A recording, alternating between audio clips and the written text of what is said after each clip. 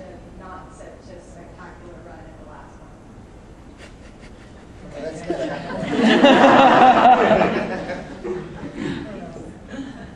We could all answer that one, actually. Well, I have a fair bit of experience with that. Having had a lot of really not so great competitions and then followed them up with pretty stellar competitions. And I think that for me, it's all about having kind of an ironclad plan, a lot of confidence in what I'm doing with the horse and my training regime, and then everything you have is so focused in on your job and what you're doing on the weekend, and that you take that effort to it. And it doesn't always mean that I'm going to have a great weekend, but it does allow me to take my focus into just that one moment. And I also think it helps to keep things in perspective. I have a wonderful husband, I have a wonderful life, even if I fall off at this horse show. And for me, the perspective helps a little bit. I don't have much of a life outside of eventing. I'm suicidal after a bad weekend. But in England we're very lucky because there's so many competitions that by the time you figure it out you've had a bad one, you're on your way to the next. And I think it is just literally, from my point of view, you get up and you keep going, and hopefully if you have a good string of horses and you have a very fixed plan from a training point of view, then it's, you know, I said after the fall at Kentucky, hopefully, you know, things can't be that bad that it's going to happen, touch wood, very soon again as bad as that. So, you know, I think every time I've had a bad weekend, I think, shit, I hope there's a good one on the way. But I think it's just keeping going, and I think that from a nerves point of view, again, I think all of us on the table are fortunate enough that we ride that many that I think nerves slightly go out the window if you event enough, and I think it's the same with anything. You know, 3 years ago I couldn't have strung a sentence together in front of you lot, and because I've done it a bit more and more confident, so it becomes slightly easier, and I think it's the same in all aspects of life from the nerves.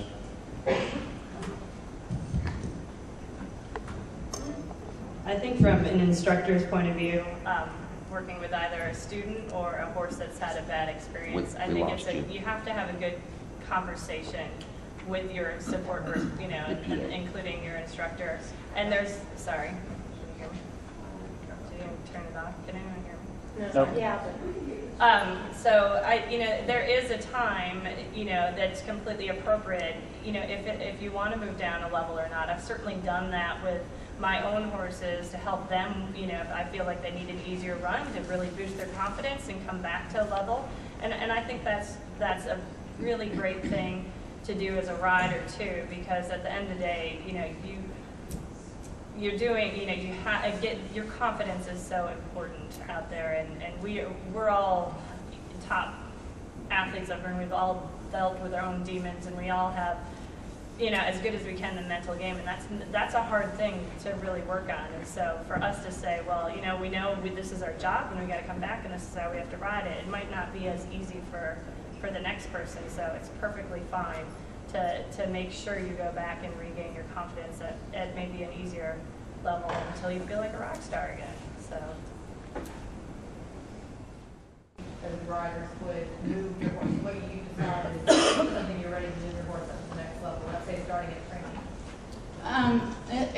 It absolutely varies depending on the horse.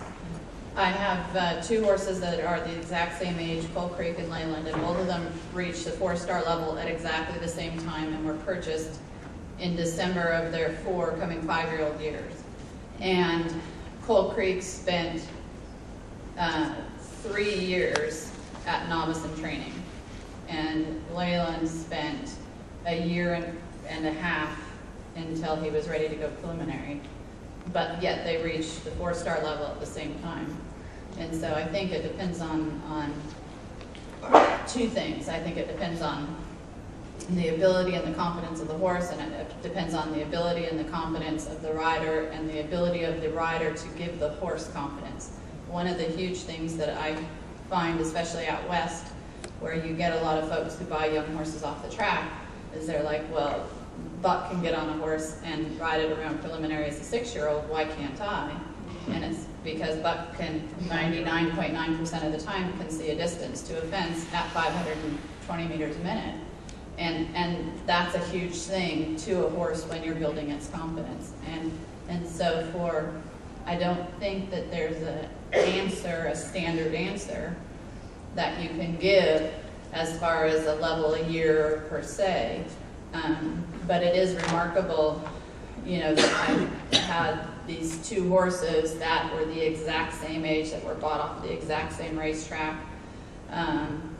only ridden by me, and they got to the 4-star level at exactly the same time, but completely different avenues. Just the same as Amy, that it's so individual, and I almost don't think it's our decision when to move them up. I think they tell you when they're ready. When novices or pre-novices, your equivalent, when they start to feel ridiculously easy, then it's either time to move them up a level or time to give them a break before next season. And obviously that relates to age, in that we start eventing our horses at 5 years old. But it's very, very rare that Andrew Nicholson runs occasionally horses at 5 around intermediates, but that'd be very, very rare. Most people after the novice stage, if they were comfortable, would kick them out and wait for sort of the later on 6-year-old year. So it all just depends, again, entirely individual to the horse. Yeah, I think that's, I don't know, I need to say the exact same thing. I'm not sure it necessarily matters too much the ability either. I think the horse's brain has so much to do with it. Like Ollie says, I think they tell you, we all have horses that are old that finally get there, and there are young ones that shouldn't have never got there, but they got there. One of the horses I rode in Kentucky this year is an 8-year-old. He doesn't have maybe the best ability, but he's got a very trainable mind. And he seemed to do better at the higher levels. The lower levels, his form seemed to get worse. And going back to the question about the front end, he's pretty useless in front. But once the jumps got a little bit bigger, there was more to ride him at, and he started to jump better.